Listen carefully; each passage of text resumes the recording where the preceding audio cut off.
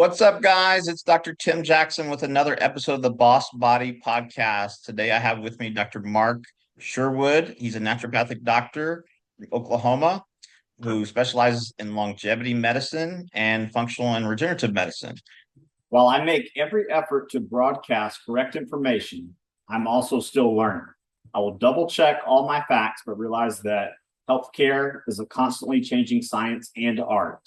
One doctor or healthcare provider may have a different way of doing things from another. I welcome any comments, suggestions, or correction of errors. I take no money from supplement or device companies. By listening to this podcast or reading this blog, you agree not to use this podcast or blog as medical advice or to treat any medical condition in either yourself or others, including but not limited to patients that you are treating. Consult your healthcare provider for any medical issues that you may be having. This entire disclaimer also applies to any guests or contributors to the podcast or the website. Under no circumstances shall any guests or contributors to the podcast or blog or any employees, associates, or affiliates of the Boss Body podcast be responsible for damages arising from use of the podcast or the blog. This blog or podcast should not be used in any legal capacity whatsoever, including but not limited to establishing the standard of care in a legal sense or as a basis for expert witness testimony. No guarantee is given regarding the accuracy of any statements or opinions made on the podcast or the blog. Welcome to the show. Hey, thanks for having me, man. I'm looking forward to this, and it's going to be a great conversation. I appreciate you. Yeah, so you have kind of a unique story. You and your wife are both doctors. And so did you guys meet? Well, obviously you went to you went to naturopathic school, you went to DO school. Did you meet at a conference or what's that story? Interesting. I was working previous to this career. I was in law enforcement, which interesting transition that would be. But Yeah. I was hired shortly after that, while I was in school and studying stuff, as a representative for a supplement company to educate doctors on nutraceuticals. And so my wife now, I called on her as a potential client, and chivalry's not dead. I remember first time we met, I stuck out my hand, and her maiden name is Neil, which she still goes by. I said, Dr. Neil, thanks for your time. And Tim, I couldn't let go of her hand. It was like really an awkward moment, and something happened right there, I suppose. And I had that little voice inside of me that said, "Have some courage, dude, will you?" So I asked her to dinner, and we really haven't been apart since. Awesome. And so you guys have a practice. Do you do, we were talking a little bit before we started recording on the types of testing, which we'll get into. But do you guys do IV nutritional therapy, hormones, pellets? Yeah, we do a lot of IVs. Probably our main one is like everybody else. It's the Myers cocktail. We do a lot of that. We utilize, interestingly enough, when we do our IV therapy, and we'll do some glutathione, some beauty bags and biotin and stuff like that from time to time, and sometimes the high dose C occasionally, depending on the situation. But we'll also add molecular hydrogen inhalation, which is just love that therapy. And we'll use that and red light while the IV is going on. So we think that's a really cool combo. And then with hormones, we'll do pellets, we do creams, injectables, whatever basically fits the client base. As you know, it's got to be a little bit personalized. Yeah. So normally I have my molecular hydrogen cannula on while I'm recording, but I try to do it at least an hour a day. Yes.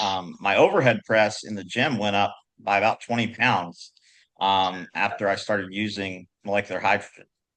I'm a big fan. I've been using molecular hydrogen since before the concept of inhalation, and certainly even before the consumption of it, even through a water carrier. We were using those little elemental magnesium tablets, and they didn't taste very good, but I knew it worked and it made sense from a biochemical standpoint. And anytime I can sort of modulate the free radical processes of the mitochondria, man, I'm all about that.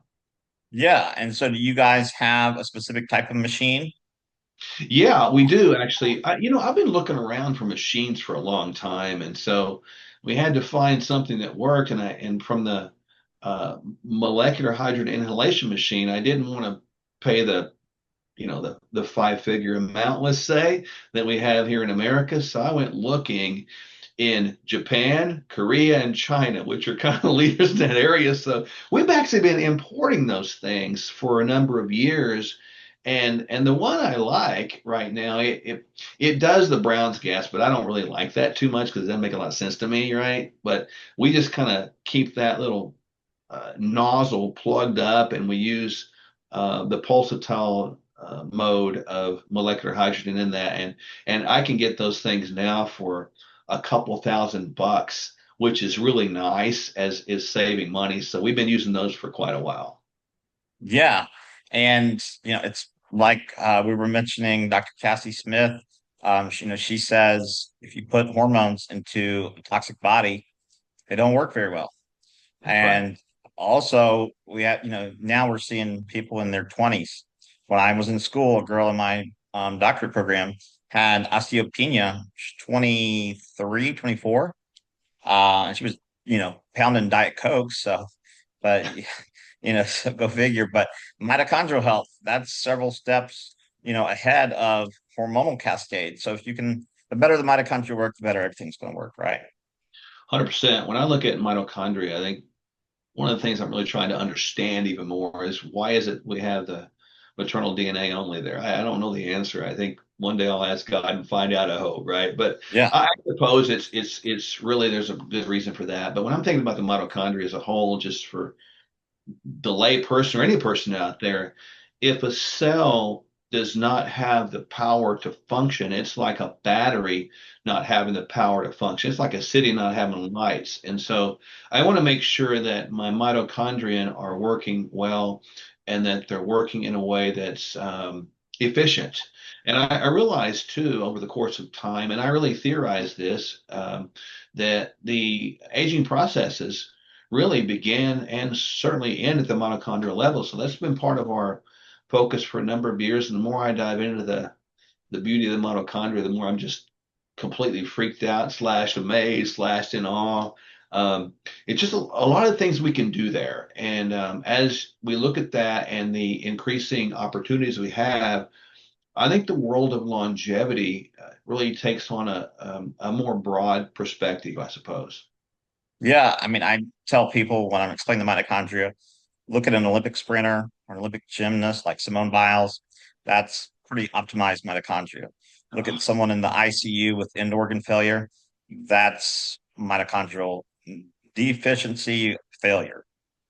Great analogy. I couldn't agree more. And I know that all of us have different abilities per se. And I know some genetics are involved there, but I do a lot of genetics, but I don't put an overemphasis on genetics like some do. In other words, I'm not going to treat the genes. I'm going to treat the person and really focus on the epigenetic function, just understanding the genes like I do, and really understanding some of those genetic single nucleotide polymorphisms within the mitochondria as they pertain to the mitigation or control of our free radicals there.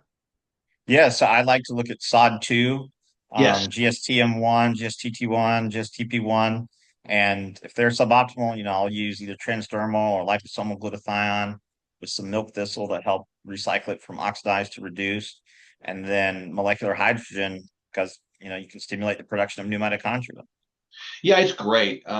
We've looked at we've used some NAD as well, and I've used that one slow push, but I've kind of generated myself more into the pattern of using subcutaneous or maybe IM sometimes, intramuscular.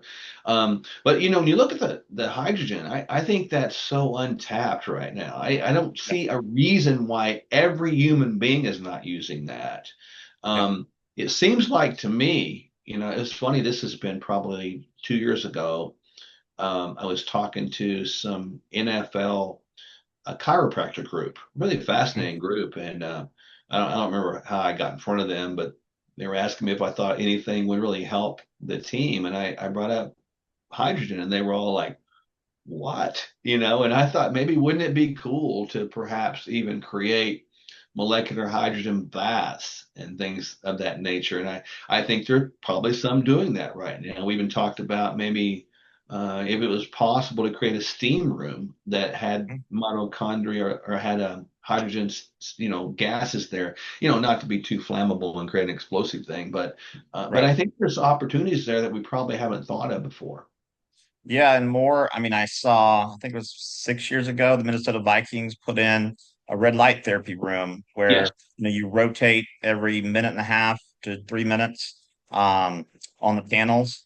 But the Minnesota Vikings, from what I can tell, they've always been on the cutting edge. Their medical staff, like even if you have a family history of addiction, you're going into counseling just to prevent Yeah. it, right? Like they're not going to wait till a disaster happens and you're in jail or looking at a life sentence. They're going to get out in front of it. And I think that's good. I'm in South Carolina, so Clemson University, I just found out a couple of weeks ago, or last week actually, they Mm. have a red light therapy room with sauna. I think they have the Mm. Normatec boots for lymphatic. So people are catching on. I remember, so I went to undergrad at Wake Forest and I tutored some of the athletes. But then I want to say the rule was you couldn't give an athlete a meal that had more than 20 or 22% protein content, but they Ah, could go to McDonald's or Taco Bell or Burger King and eat all the oh. junk food they wanted. Yeah, something is happening with our athletes now, especially at the higher levels. I'm talking, since NIL, in college, that's sort of changed the game a little bit, a lot of bit, I should say. And then professional athletes, our athletes are getting bigger, stronger, faster. They really are. And I think, to your point, it's because some of the training staffs, the medical staffs, the more uh, longevity thinkers. They treat them like a community, and I want to make sure my community is cared for and given the best opportunity. If I'm going to pay these people, to be in this community, and I want them to perform my best, I'm going to give them the best opportunity. And Right. and I think that's all wonderful. I mean, you see, two guys I work with right now that are in the NFL. And one played last night. I'm watching the game, hey, but I've noticed that when they do these therapies, they still get hurt, Yeah. but they don't stay off the field as long, Right. and they're not injured as long. The recovery is better, and I think that you mentioned the Vikings. What a great testimonial of what they're doing to care for the whole person like they're doing. I think that's outstanding.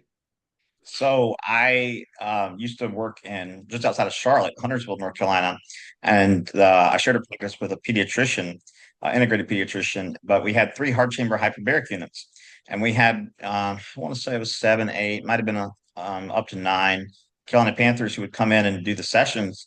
Yeah. But most of them would say, "Hey, shh, don't tell anyone." Well, we can't. I would say, why? Well, the team really frowns upon it. It's just, more surgery, corticosteroid injections. So, you have teams like the Vikings who are over here on the cutting edge. You have other teams where if the orthopedic surgeon didn't say it, well, then it can't possibly be true. And then I know, so my team is the Ravens. We lost last night. But back in my organic chemistry lab partner from Wake Forest, Ovi Mahaley, he got drafted by the Ravens in the fourth round in 2003. He played there for 4 seasons, and then he played for the Falcons for 4 seasons. And I think for 2 seasons, he was the highest paid fullback in the NFL. But Wow. one of the guys on the Ravens, Eugene Monroe, he put up between 75 to 100,000 of his own money to study CBD and even THC Yeah. on CTE and chronic concussions. Well, as soon as the study came out, he got cut. They said the team was going in a different direction, but he was a star player. So, they say, it's very political, protect the shield, right? Yeah. Um, Exactly. so I feel like that's holding them back. They would be a lot further because that the guys, I mean, they seek it out on their own, right? The team usually doesn't bring it to them. Well, it's interesting. I had a thought now back to why I was put in front of those NFL, uh, you know, DCs, and I think it was because somebody had heard about it and brought it to their attention, and it was a player.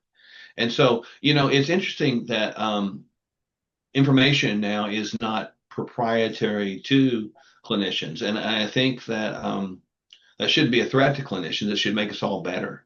That Yeah. many times we learn stuff from people just asking questions. They bring it to the table and like, wow, I didn't know that. I mean, my wife and I I would say the greatest majority of the thought processes we have in the concept of longevity and concept of really optimizing the health span, let's say, were brought to us in discussions from clients, and we just started digging into what about this, what about that, and the whole what if stuff, or it opened up doors of possibilities. And have we been right about everything? I don't know. Have we been wrong about some things? I don't know. But at least we're trying.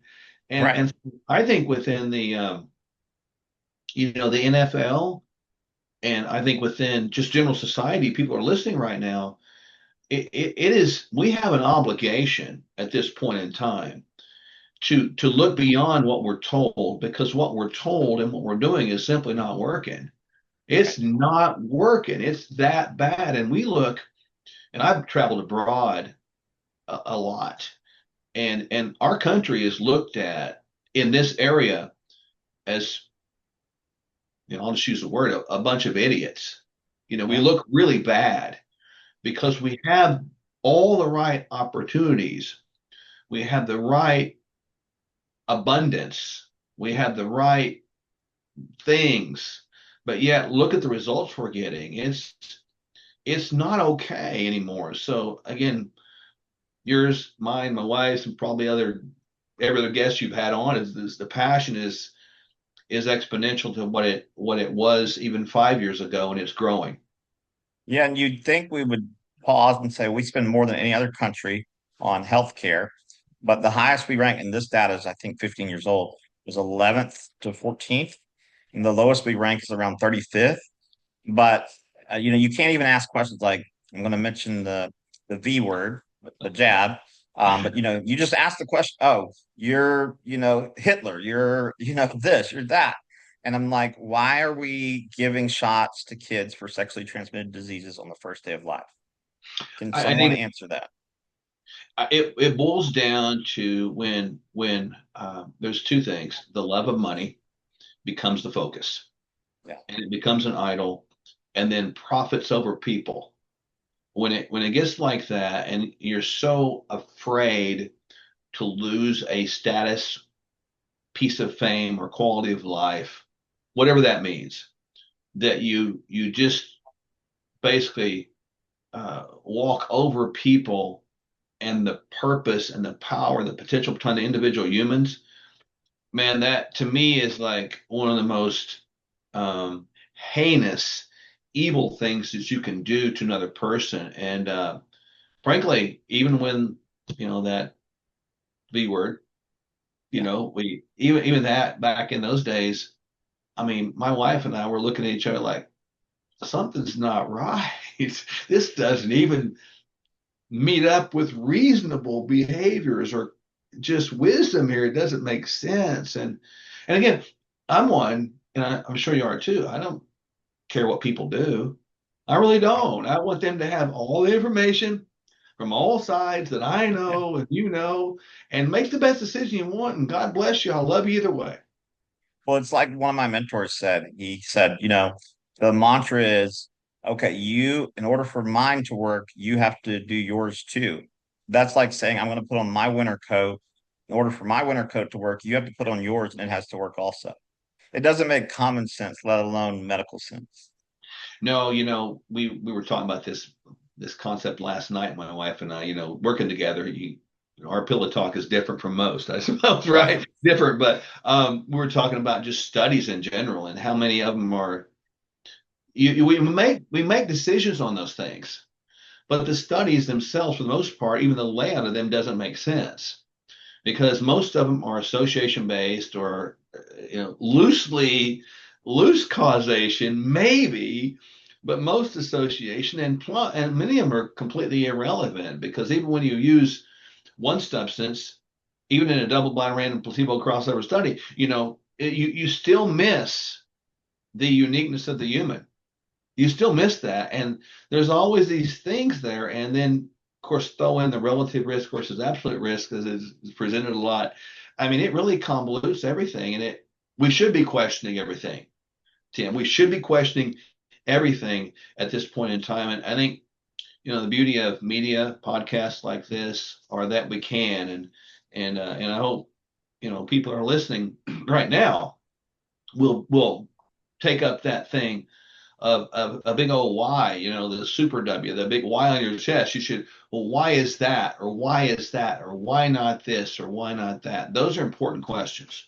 And I'm sure you saw I think it came out 2 weeks ago, but it was never published. But Henry Ford Hospital in Detroit, 18,468 kids were studied, jabbed versus unjabbed, uh, between a 200 and 400% increase in allergies, asthma, autoimmune diseases, neurological conditions. And they interviewed someone in Detroit, interviewed the head of the study, the director, and he said, or they asked him, why didn't you publish it? He said, well, I didn't want to lose my job. I didn't want my colleagues to lose their job. And so when people say, well, there's no studies, well, yeah, because they didn't get published. You're exactly right. And, we're only as educated as what opportunities we're given to read certain things or be exposed to certain things. And when you live in a world where we are being censored from the totality of information, I think there's one word for that. It's called communism. Yeah. And I'm not trying to be like, just, disrespectful of my country. I'm so grateful that I live in a country that we can have conversations like this. But we are trending so dreadfully fast into an area of censorship and I think the biggest problem is, frankly, is when you open the door to allow big pharma to advertise on network TV, radio, and interrupt your favorite sporting event, even your Ravens, right? Yeah, exactly. That's not okay. Right. Being one of two countries in the world, I mean, come Yep. on. And we did that. And when we did that, we opened up a big need for advertising budget, a big need to lobby politicians, and therefore you have a big opportunity to change and modify and direct policies. And that wheel keeps on turning. And now we've got into big food and medicine and all that stuff. And this is a destruction of people. And Yep. so, my wife and I's mission statement is to lead people down a pathway of true healing. And that word healing can be a lot of different things. Sometimes it's healing from misinformation, I suppose. Yeah. And, someone put it to me, I guess last year sometime, they said, FDA, have you ever stopped and thought about why is food and drugs under the same category?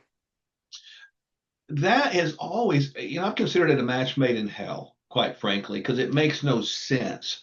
Right. When you have an organization under the same umbrella looking at food and drugs, well, clearly they're doing exactly what it looks like they're doing. They are organizing, creating education, doctrine, um, perhaps manipulation, I think, Yeah. around food so that it drives drugs. And then the drugs will feed that. And it's a wheel that goes nowhere. And our you look at the trends of diseases and some of these modern day diseases that we see so dreadfully increasing, not all the cardiometabolic stuff, but look at type 2 diabetes, heart disease, cancers, autoimmune conditions, Alzheimer's, dementia, osteoporosis. I'm like, what in the heck are we doing? And then the fallback is, which I think is fascinating, the fallback for people that want to explain that away say, well, it's just genetics. But then that's canceled out because genetics have changed 2% in 10,000 years. So, you can't use that, but people don't know that. And if they don't know that, they buy it. Yeah. It's like when people say, oh, I have this genetic. Did your parents have it? Well, no. Did your grandparents have it? No. Did your great grandparents have it? No. And how's it No, genetic? I mean, this is high school, middle school biology, right? This is it not is. rocket science. Yeah, and And it's fascinating that people buy that stuff and believe it. But again, though, if that's all you're told for a number of years and that's all that's broadcast to you in your world where you hear information, well, no wonder they believe it.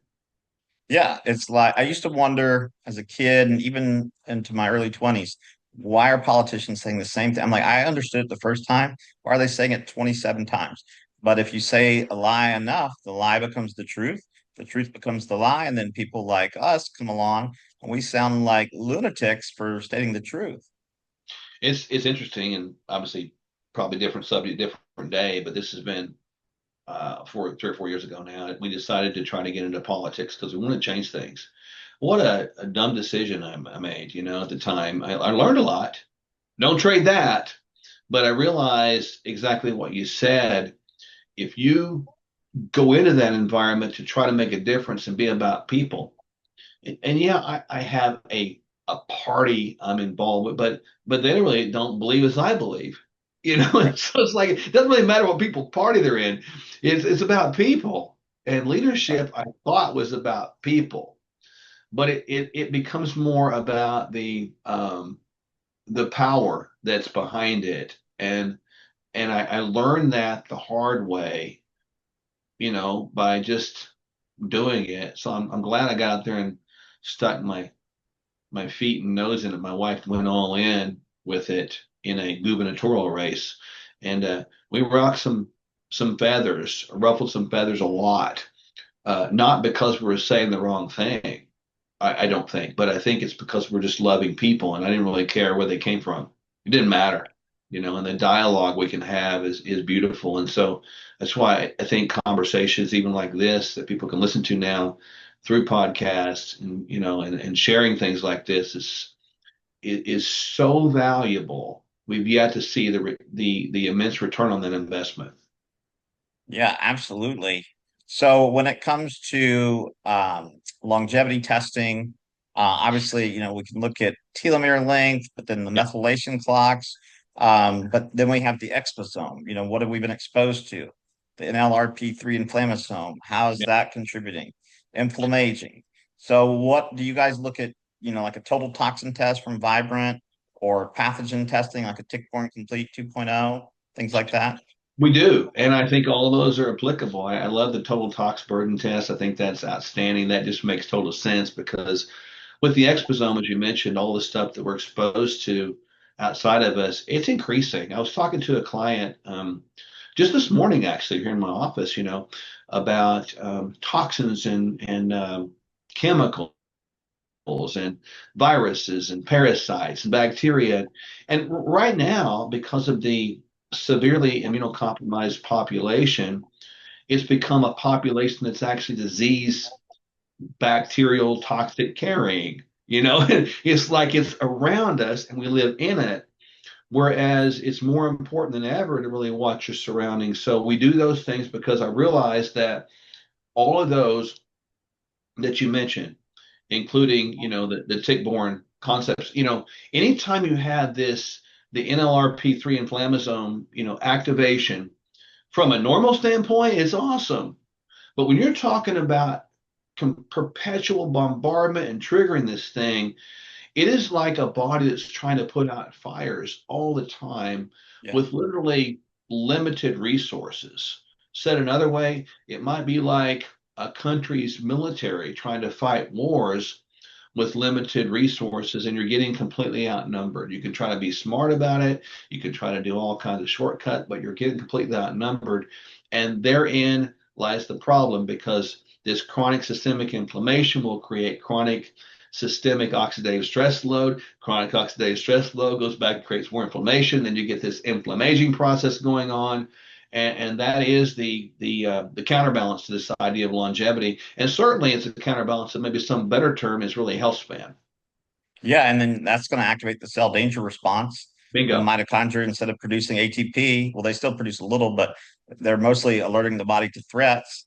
And Yep. then, you can give all the NAD and CoQ10 in the world, but unless you get rid of those threats, you won't see the optimum return on investment.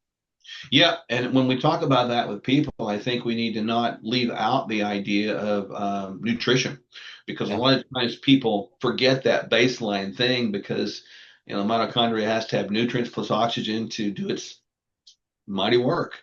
But if yeah, it has no nutrients, or maybe it's driving energy from the wrong areas, inappropriate mitochondrial respiration, we would like to say we're driving it mainly from glucose. I mean, I'm like, well, that therein is a problem right there. So you're just compounding an already problematic situation. So even in the previous scenario you created with all this stuff going on, if we can maintain a good nutrient base, I'm talking good, steady micronutrients, which goes back to some of the tests we can use from an intracellular and extracellular micronutrient status. Um, and just common sense, if you can't imagine something being in its a form that you're eating that was produced in nature in its production method that's in nature, it's probably not food, and it never was. And of course, that in itself, when the body sees that, it's like, what the heck is this? And so you're talking about that's inflammatory. So really, when you look at longevity, it is all of that, and it none of it can be left out. And for even the docs and other people that want to think about longevity, I always tell them, like you just said, I think you said it beautifully. It's not about taking something or there's no magic bullet. Right. It's a process that is magic. It's a magic process, and you have to have all processes covered as best you can, as best you know. Yeah, and when we look at something like the gut microbiome, the best microbiomes I've seen, they're eating healthy in general and taking appropriate supplementation. The best gut test I've ever seen was someone who meditates an hour a day, 7 days a week. So his autonomic nervous system, his brain axis is, firing on all cylinders. Where I've seen people doing, prebiotics, probiotics, digestive enzymes, bile, glutamine, GI Revive, things like that, and their gut's still jacked up because they're constant fight or flight.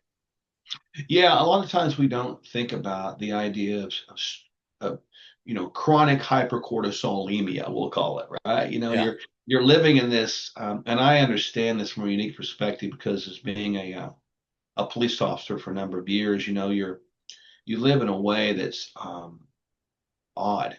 You can't sit in a restaurant with your back to your door because it messes with you all the time, and you never really sleep well because there's too much going on in your psyche all the time. But chronic stress, which I like to look at stress as a verb as opposed to a noun so that I can get a grasp that I do have the ability to control that.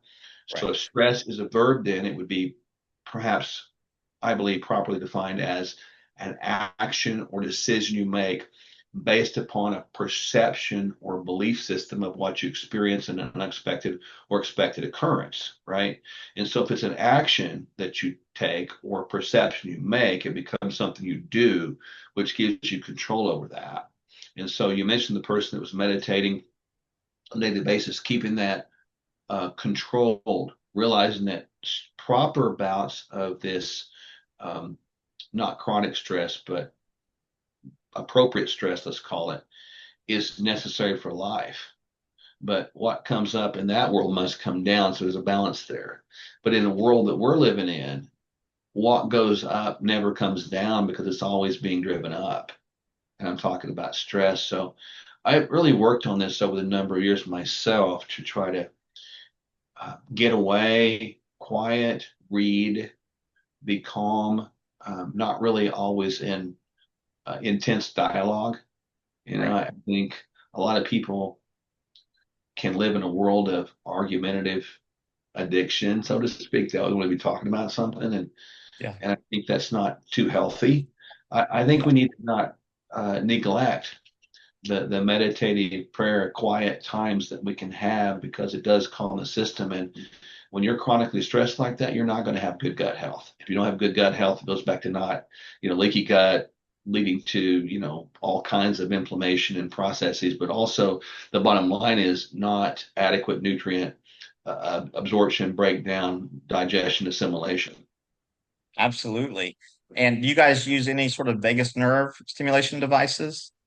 The best thing we've done is funny. We haven't utilized it yet, but we've been using one from what is that place called? Brand new, Sarah V.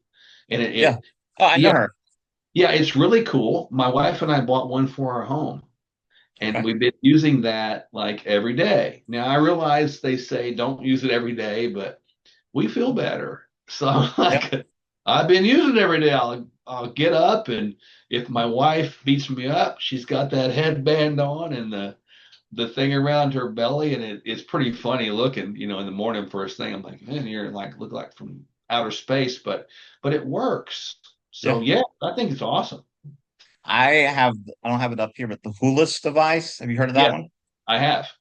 And so that one I like it because you can carry it in your pocket. It's not a monthly subscription, Yeah. minute and a half here. They offer 60-day money back guarantee. So I have a colleague in Atlanta who's a chiropractic neurologist and a nurse practitioner. He works with a lot of people with TBIs, strokes, things of that nature.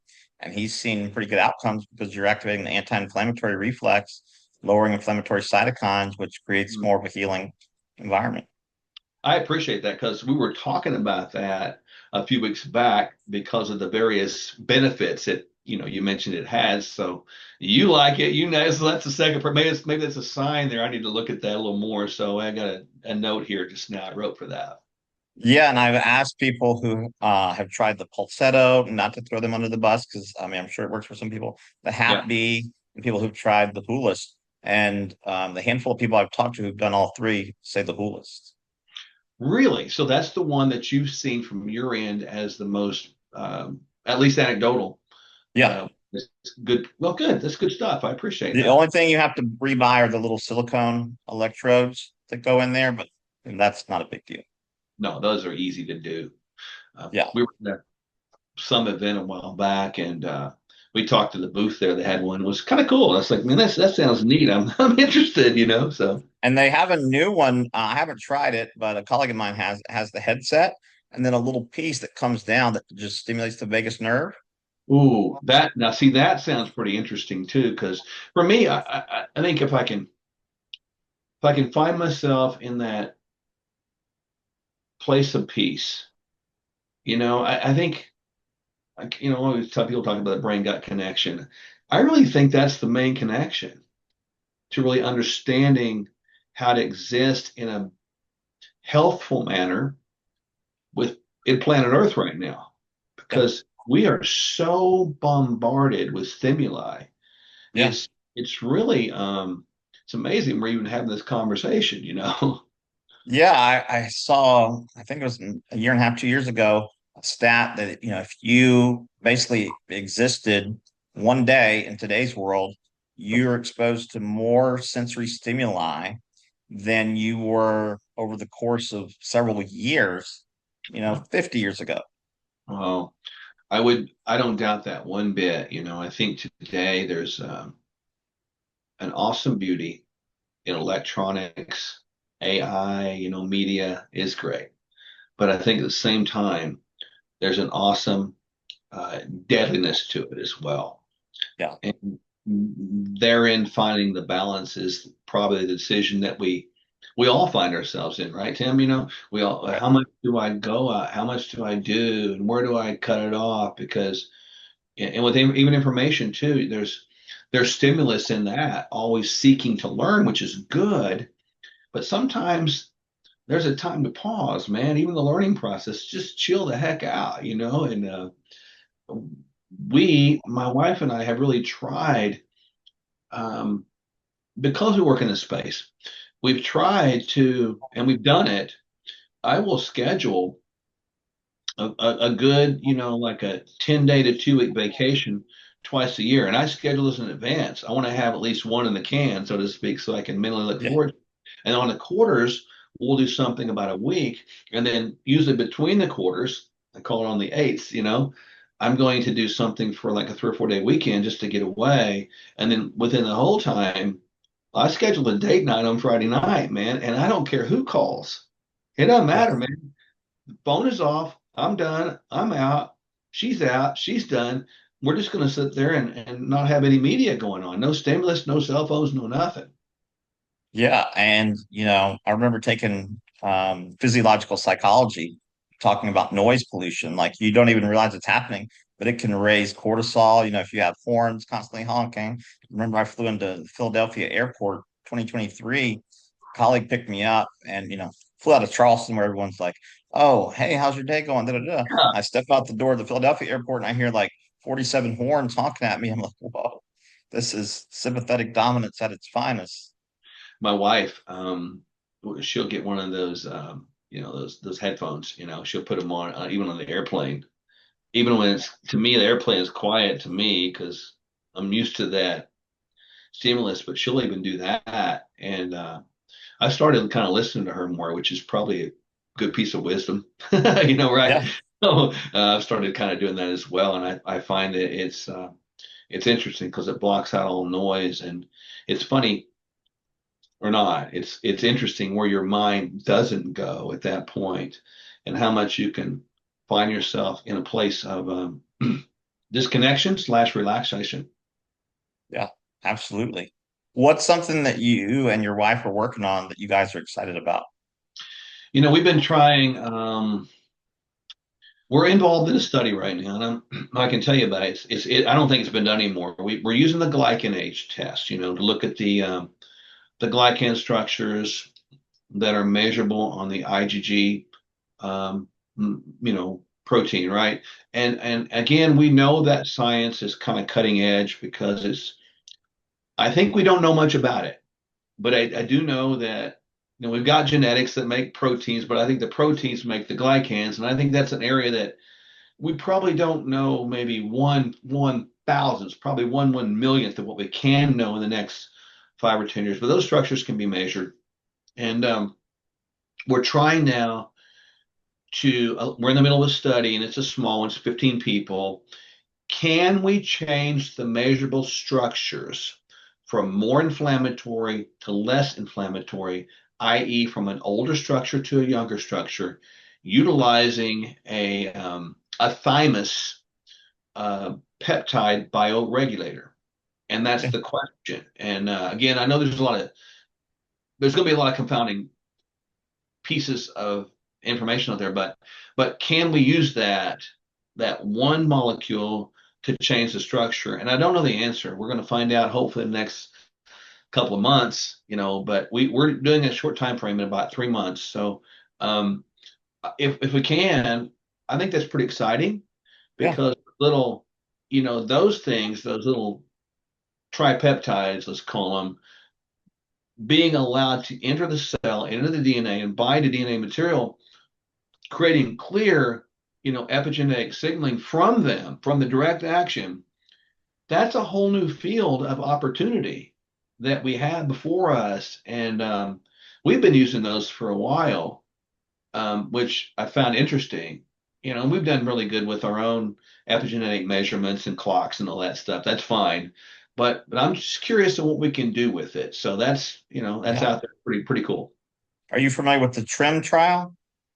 I am, yes, I am. And so that's exciting to me too. I think there's wasn't that one of the first ones that was really done out there, so yeah. Yeah, I think they used 9 people and they used thymic rejuvenation and insulin mitigation. So they gave, I don't know what the agents were to help improve insulin sensitivity, probably alpha lipoic acid with biotin, magnesium, chromium, and then I think they used thymosin alpha 1 and TB Yep. 500.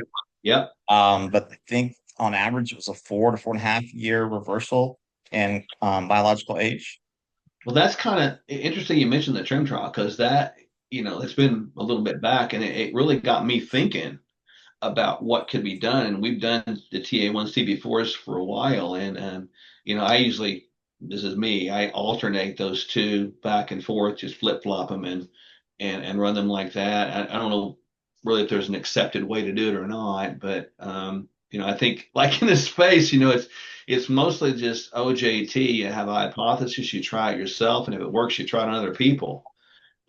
It's going to be hard over the course of time to find good, consistent funding for studies like this because of the very monopoly that is big pharma out there and big money. But nonetheless, it's people like, you that are willing to go out there on the edge and try things like this that make sense. And that trim trial was amazing. People are going to say, well, it's 9 people. So what? It's Right. nine Well, people people. forget insulin, or not insulin, but penicillin was discovered through scientific serendipity.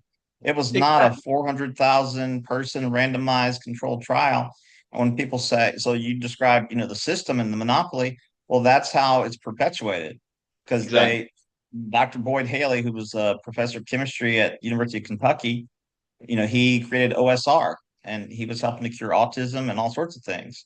Well, the NIH funded his research for 18 years. And then he published a study showing a connection between, it wasn't his opinion, he was just reporting the data, Alzheimer's and mercury. They yanked his funding. And that's what they do. So then, they can say, oh, see, there's no studies. Well, yeah, because you pulled our funding. Yeah. Yeah, and you see that a lot. I mean, I think it would be beyond fascinating to know what people know that is out there that has been studied, that's been determined, that's been discovered that people don't know about right now. And if I had one dream in the world at this point, it would be to have a large database that was open, that was monitored, of course, that would list things like this, that was not something that could be attacked or taken down, and that it might not all be right, but it gives people an opportunity to find out what might be possible. Because as we know, and we've had this word, trust the science, man, that freaks Yeah. me out itself. I mean, Yeah. science is like what's left over after you poked holes in what you think you know. Right. And it's an evolving, ongoing, ever changing, ever adapting, ever evolving process. And I think if we get back to that, man, like we should, and there's a lot of people out there now, a lot more today than there was, 4 or 5 years ago. Yeah. Um, it's exciting right now. Well, it's where I went to school, there was a guy, well, he got relieved of his duties, Dr. Russell Blaylock, board certified neurosurgeon. He wrote a book called Excitotoxins about, MSG, aspartame, things like that, causing seizures and neurological conditions. Well, they basically told him he had to go bye-bye. Board certified neurosurgeon. He has a great quote in one of his books. He says, evidence-based medicine is simply a way to try and discredit integrative medicine because there's no such thing as evidence-based medicine. There's reimbursement-based medicine. Yeah, I like that. And I had this discussion with the term evidence-based medicine or evidence-based summit. They were using the evidence-based summit, and it was he's his friend. But we had this conversation with him just recently. I was like, "What do you mean by evidence-based? Your evidence Who's or evidence? that evidence?" And he couldn't answer my question because I think you can take pieces of what is labeled evidence, but if you label it as evidence without looking at it, it might not be evidence. It might be Right. something that hurts people. And I think you got to keep that word evidence out there. I remember even being in law enforcement, evidence means a lot to me. It means a different thing, because what is it? What does it mean? There's a weight that's put to that thing. It's tested, it's tried, it's cross-examined. And Yeah. even in the court of law, you cross-examine evidence. Can you imagine a society where you have one side of an evidentiary presentation of a case made that is guilty or innocent before proven guilty or innocent? And that's conclusionary guilty or innocence on that, and that's not the world I live in or you live in. I think we need to think like that. Yeah, I mean, it's like you said, if you were to collect evidence and then the chain of custody is not documented, or anyone, their brother or sister had access to it, Yep, I mean, is that gone. evidence? I No, wouldn't I think say, it brings the question mark, and the question yeah, mark reigns. yeah. Well, where can people find you and your wife? Yeah, that's easy. Yeah, good conversation we've had, man. It's kind of Yeah, cool. absolutely. Sherwood.tv is where we are right now, Okay. and that's just a hub that we have that kind of, there's free ebook on there, and there's some free stuff and blogs and videos and stuff like that. Our movies are there, books is there, and we're just excited to be a service and a blessing in this community for people. Awesome. Well, thank you so much for the work that you and your wife are doing. And I hope I can have you back on in the future. Maybe we can have you and your wife back on, Oh, yeah. have a good conversation. Well, my wife's an upgrade, so she's prettier and smarter than I am. So I appreciate you, man. Thank you so much. All right. Have a blessed day, Mark. All right. Take care, Tim.